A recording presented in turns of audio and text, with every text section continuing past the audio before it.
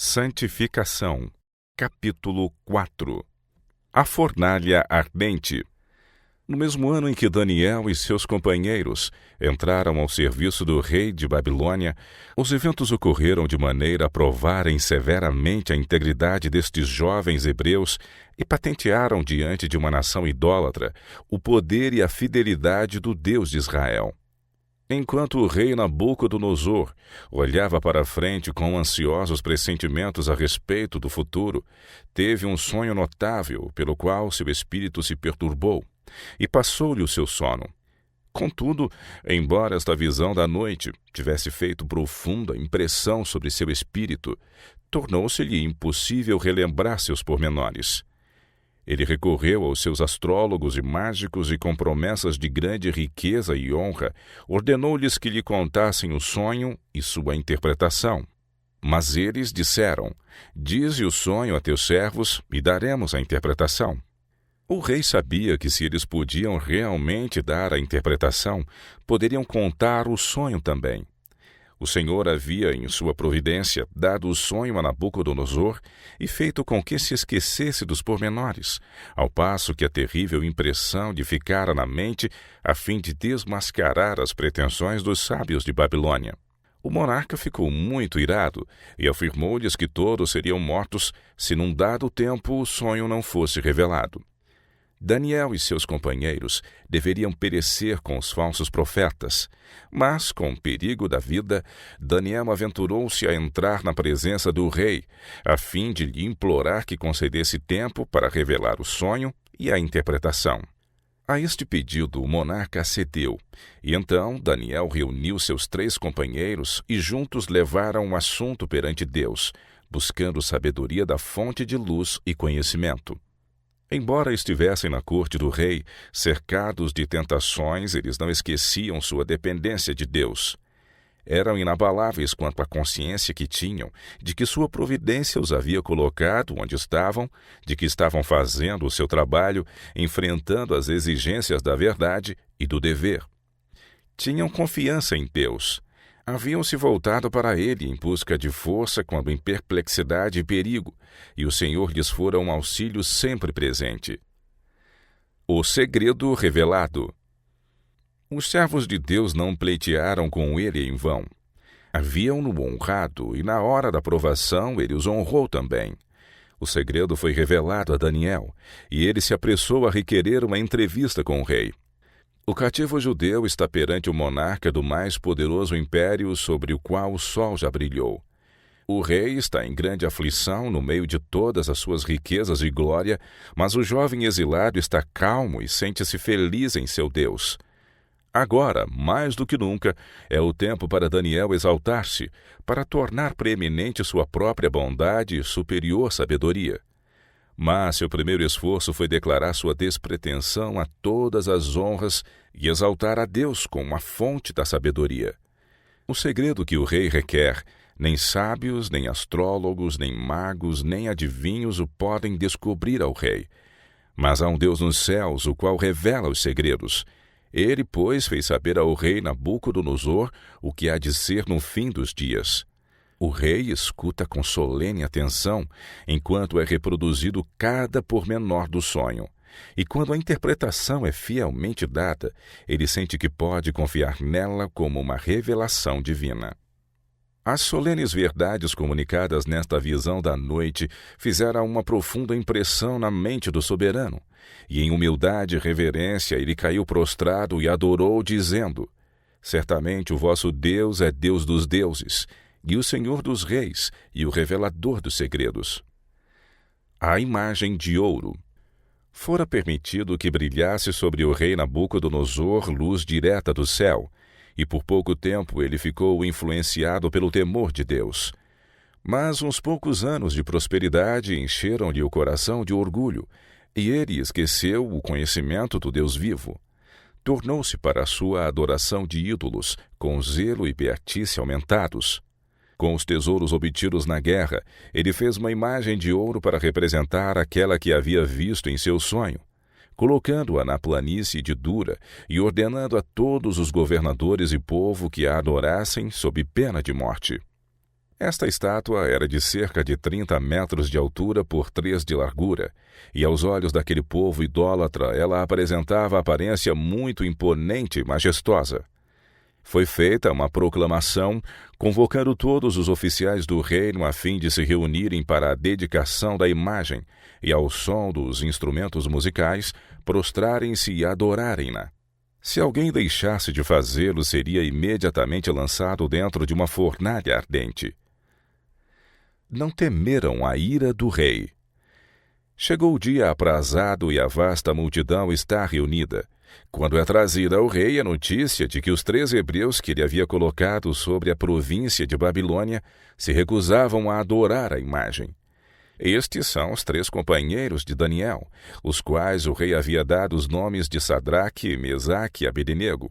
Cheio de ira, o monarca os chama à sua presença e, apontando para a fornalha ardente, diz-lhes qual será a sua punição se recusarem obediência à sua vontade. Em vão foram as ameaças do rei.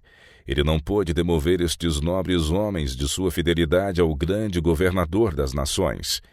Eles haviam aprendido da história de seus pais que desobediência a Deus significava desonra, desastre e ruína, que o temor do Senhor não é somente o princípio da sabedoria, mas o fundamento de toda a verdadeira prosperidade. Eles olham com calma para a fornalha inflamada e a multidão idólatra. Tinham confiado em Deus e Ele não os desamparará agora. Sua resposta é respeitosa, mas decidida. Fica sabendo, ó rei, que não serviremos a teus deuses, nem adoraremos a estátua de ouro que levantaste. O orgulhoso monarca está cercado por seus grandes, os auxiliares do governo, e pelo exército que conquistou nações, e todos se unem em aplaudi-lo como tendo a sabedoria e o poder dos deuses. No meio desta imponente exibição estão os 3 jovens hebreus, firmes em sua recusa quanto a obedecer ao decreto do rei. Haviam sido obedientes às leis de Babilônia, tanto quanto não entravam em conflito com as ordens de Deus, mas não se desviariam um fio de cabelo do dever para com seu Criador. A ira do rei não conheceu limites. No próprio auge de seu poder e glória, ser assim desafiado pelos representantes de uma raça desprezada e cativa era um insulto que seu espírito orgulhoso não podia suportar. Tendo a fornalha ardente sido aquecida 7 vezes mais do que antes, nela foram lançados os 3 exilados hebreus. Tão furiosas eram as chamas que os homens que os lançaram morreram queimados. Na presença do infinito. De repente o semblante do rei empalideceu de horror. Seus olhos se fixaram nas chamas ardentes e, voltando-se para seus lordes, disse: Não lançamos nós 3 homens atados dentro do fogo? A resposta foi: É verdade, ó rei. E então exclama o monarca: Eu, porém, vejo 4 homens soltos que andam passeando dentro do fogo e nada há de lesões neles, e o aspecto do quarto é semelhante ao Filho dos deuses. Quando Cristo se manifesta aos filhos dos homens, um poder invisível fala a seu coração. Eles sentem que estão na presença do infinito. Perante sua majestade tremem os reis e nobres e reconhecem que o Deus vivo é acima de todo o poder terreno. Com sentimentos de remorso e vergonha, o rei exclamou: Servos do Deus Altíssimo, saí e vinde. E eles obedeceram, apresentando-se ilesos perante aquela vasta multidão, não tendo nem mesmo o cheiro do fogo sobre suas vestes. Este milagre operou uma admirável mudança na mente do povo. A grande imagem de ouro levantada com tanta pompa foi esquecida. O rei publicou um decreto pelo qual qualquer pessoa que falasse contra o Deus destes homens seria morto, porquanto não há outro Deus que possa livrar como este. Firme integridade e a vida santificada. Estes 3 hebreus possuíam genuína santificação. O verdadeiro princípio cristão não para a fim de pesar as consequências. Não pergunta: que pensará de mim o povo se eu fizer isto? Ou quanto afetará meus planos se eu fizer aquilo? Com o mais intenso anseio, os filhos de Deus desejam saber o que Ele quer que façam, para que suas obras o glorifiquem. O Senhor tomou amplas providências para que o coração e a vida de todos os seus seguidores possam ser controlados pela graça divina e sejam quais luzes ardentes e brilhantes no mundo. Estes fiéis hebreus possuíam grande habilidade natural, haviam gozado da mais elevada cultura intelectual e ocupavam uma posição de honra, mas tudo isto não os levou a se esquecerem de Deus. Suas faculdades se renderam à santificadora influência da graça divina. Por sua firme integridade, publicaram os louvores daquele que os chamou das trevas para sua maravilhosa luz. Em seu admirável livramento foram exibidos perante aquela vasta multidão o poder e a majestade de Deus.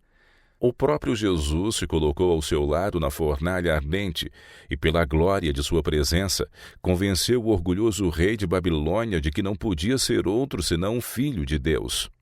A luz do céu havia estado a irradiar de Daniel e seus companheiros até que seus colegas compreenderam a fé que lhes enobrecia a vida e embelezava o caráter. Pelo livramento de seus servos fiéis, o Senhor declara que tomará o lado dos oprimidos e subverterá todos os poderes terrenos que procurarem espezinhar a autoridade do Deus do céu. Uma lição para o pusilânime. Que lição há aqui para o pusilânime, vacilante e covarde na causa de Deus? Que encorajamento para aqueles que não se desviarão do dever por ameaças ou perigos?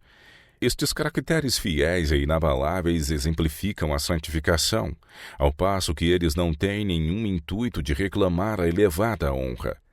A soma de bens não poderão ser praticados por devotos cristãos, conquanto comparativamente obscuros, não poderá ser avaliada sem que os registros da vida sejam revelados, quando se iniciar o juízo e os livros forem abertos. Cristo identifica seu interesse com os desta classe. Não se envergonha de chamá-los de seus irmãos.